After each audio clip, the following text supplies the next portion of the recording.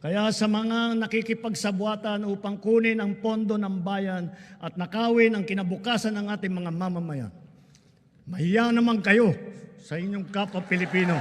Isa sa mga nakatanggap ng malakas na palakpak sa nakaraang State of the Nation Address ni Pangulong Ferdinand Marcos Jr.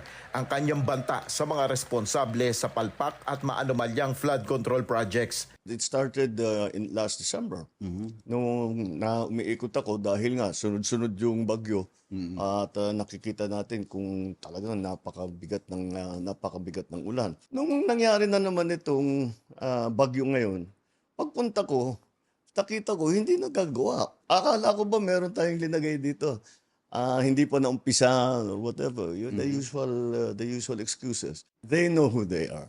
They know who they are. Meron naman dyan talagang mga notorious. Matagal ng ganito ang ginagawa. I'm sorry, but they will have to account for their actions and they will have to account for the expenditures that they have made na hindi natin nakikita. Hindi na kita kaalyado kung ganyan ang ginagawa mo.